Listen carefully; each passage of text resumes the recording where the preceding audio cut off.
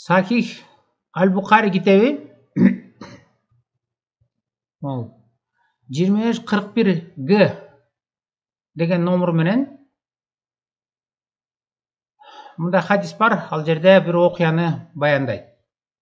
Мындай дейт ал жерде: "Я написал Нафи письмо, и Нафи написал в ответ на мое письмо, что пророк внезапно напал на Бани Мусталик без предупреждения, когда они были беспечны, и их скот поили в местах с водой. Их бойцы были убиты, а их женщины и дети взяты в плен. Пророк получил Джуварию в тот день."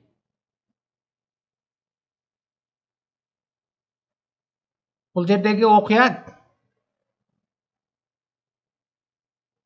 Мұхаммед Мусталик деген жерде жашоочу адамдар эч бейгапар жаткан жеринде согуш жөнүндө жарыя бербей туруп капыстан барып басып алды дейт. Басып алгандан кийин алардын эркектери бүт өлтүрүлүп, ал эми аялдар менен балдарды болсо туткунга алышыптыр.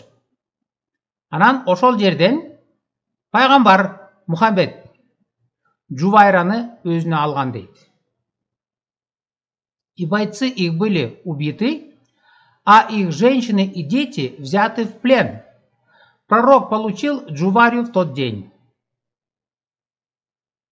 Эркектерин бүт өлтүрүп, аялдар менен балдарды туткунга алышыптыр. Ошол күнү пайгамбар Джувайраны алды дейт. Джувайра деген Мухаммедтин 10 чакты аялынын бири болгон.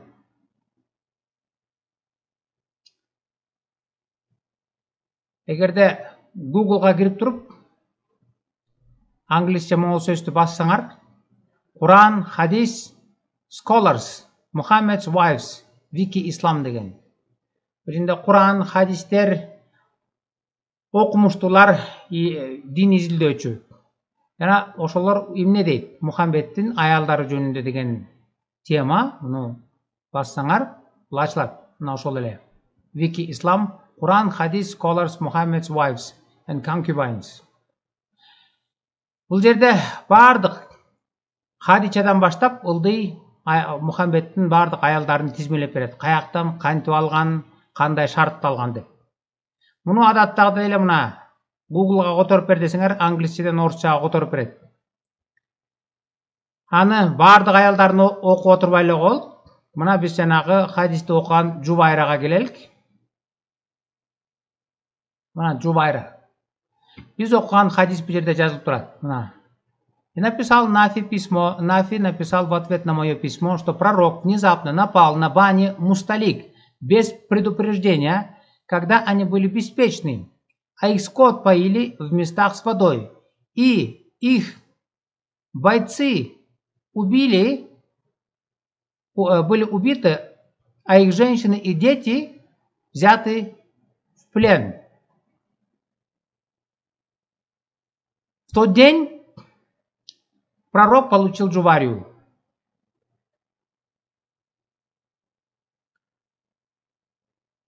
Ошол күнү эркектерди баарысын өлтүрүп, аялдар менен балдарды туткунга алып, анан ошол күнү пайгамбар Джуварияны алды дейт. Джувария была военной добычей, мына.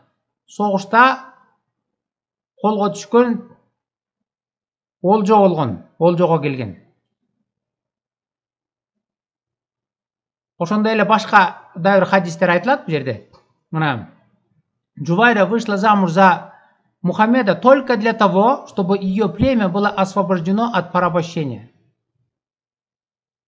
Мухаммед ал жерди басып алгандан кийин бардык эркектерди өлтүрүп, аялдар менен балдар калганда, адатынча аялдарды булар бөлүп алышат зордуктоо үчүн. Же кулчулукка сатуу үчүн. Ошонун арасында Джувайра сулуу аял болгон. Анан ал жөнүндө пайгамбарга жетет, Мухаммедке. Ананы көрүп туруп, Мухаммедке аны алмак болгондо, Джувайра элимди бошот, анан мен сага тиейин дейт. Мына ал жөнүндө бул жерден айтылат, могул жерден айтылат. Она спросила, что это? Посланник Аллаха.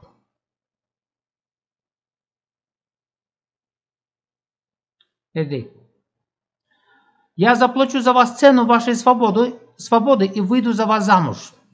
Бұл жерде Google которду да выйду за вас замуж емес, я женюсь на тебе деген. Ошонда ал жооп берет. Она сказала, я сделаю это. Макулмун. Элимди бошот деди.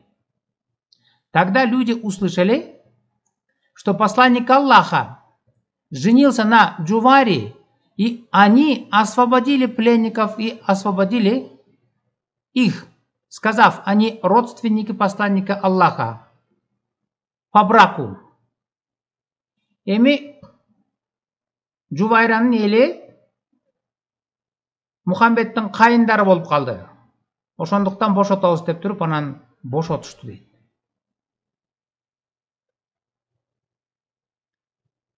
Джувайра башка аялдар менен бирге туткунга түшкөн военный добыча болгон. Анан ал элимди бошот, эркектин баарын өлтүрдүң, эми аялдар менен балдарды бошот, мен сенин каалооңду аткарайын дегенде ошого макул болот да, анан ошон үчүн турмушка чыгат. Андан башка дагы бир аялын карап көрөлүк. Ал Сафия деген аял. Сафия. Бул дагы ошондой эле Мухаммедтин башка элдерге жортуулга чыгып, басып алгандан кийин эркектерин өлтүрүп, аялдарын бөлүп алышкан.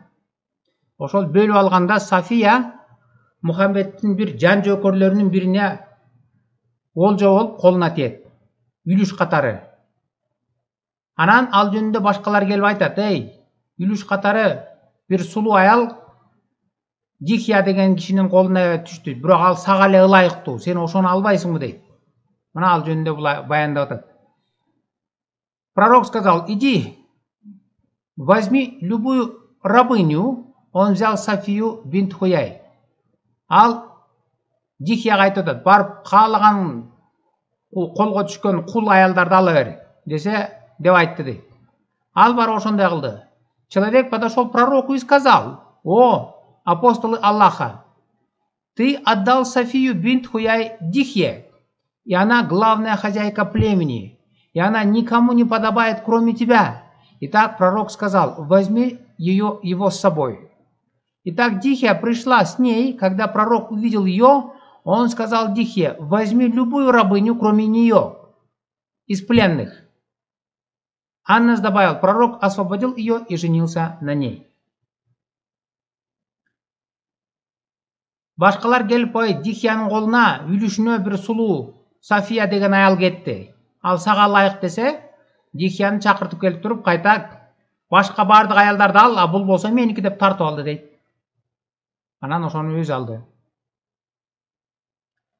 Ошондой эле башка хадис астында жазылып турат, ажинде жазылып атат. Ему была упомянута, ему, пророку, пайгамбарга, упомянута красота Софии бинт Хуяй бин Ахтаб. И ее муж был убит, когда она была невестой. Посланник Аллаха выбрал ее для себя. Алар басып алганда адамдар келип айтты дейт, жанындагы жан жөкөрлөрү Сафиянын сулуулугу жөнүндө. А Сафиянын күйөөсү ошол согушта өлгөн. Анан аялдары калганда Мухаммед келип өзүнө тандап алды дейт ошону. Дихья деген кишинин үлүшү катары кетсе дагы аны алып келип, бул меники деп тартып алды дейт. Андан кийинки хадис, мына баарысын окубайлы, могу кара менен жазылганын окусак, София, да будет доволен ею Аллах, пала на долю Дихьи в военных трофеях. София Дихьянын үлүшүнө тийген дейт, трофей болуп. И они хвалили ее в присутствии посланника Аллаха и сказали, мы видели подобной ей среди военнопленных. Он отправил посыльного в Дихью, и тот дал ему все, что он потребовал. Бұл басып алған жерден Дихияның үлүшү катары военный трофей болуп тийген кыз. София күйөөсүн ошол согушта өлтүргөн, эркектерин бүт өлтүрүп, аялдары калганда бөлүштүргөн. Ал Дихиянын үлүшүнө тийген, анын сулуулугу жөнүндө угуп, Аллахтын элчиси. Анан аны кайра Дихиядан дагы тартып алды дейт. Мен алам деп.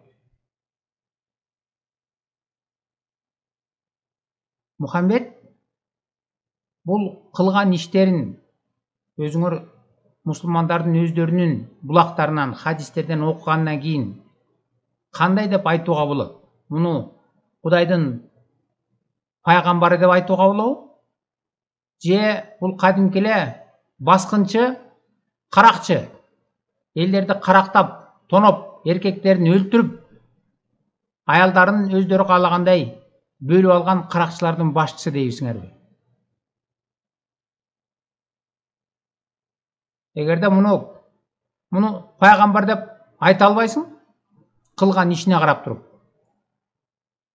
Жок, бул каракчылардын башчысы, баскынчы, зордукчул деп айтсаң, анда сен пайгамбарга шек келтирип атасың деп мусулмандар жинденет. Анан эмне деш керек? Жөнөкөй эл, демек пайгамбар кылган болсо, демек туура экен анда деп муну туура катары кабыл алыш керек. Башка жолу жок. Ушунун баарысын тең туура деп көргөзөт. Эгерде Аллахтын элчиси басып алып, эркектерин өлтүрүп, аялдарын өздөрү каалагандай бөлүп алып, зордуктап, өздөрү билсе, демек туура турбайбы? Эгер пайгамбар кылган болсо, анда демек ушул туура экен деп кабыл алыш керек. Ушундай түшүнүк, ушундай аң сезим элдердин акылына сугарылып атат да, акылы ошого сугарылып атат. Демек ушундай кылыш керек турбайбы? Бул туура экен, пайгамбар кылыптыр деп. Өзүңөр ойлоңгулачы, шуна окуп көрүп. Мына бул жөнөкөй эле айтып аткан сайт эмес. Могу жерден бассаңар, бул жерде жазылып турабы? Мына мону, астында кай жерде жазылганын айтып атат. Сахих аль-Бухари китеби. Бассаңар эле мусулмандардын өздөрүнүн сайтына алып барат. Мына астында арабчасы жазылып турат, үстүндө англисчеси. Муну орусчага которуп бер десеңер которуп берет. Так эле ошону. Бул мусулмандардын өздөрүнүн сайты. Мына quranx.com. Хадис Сахих аль-Бухари.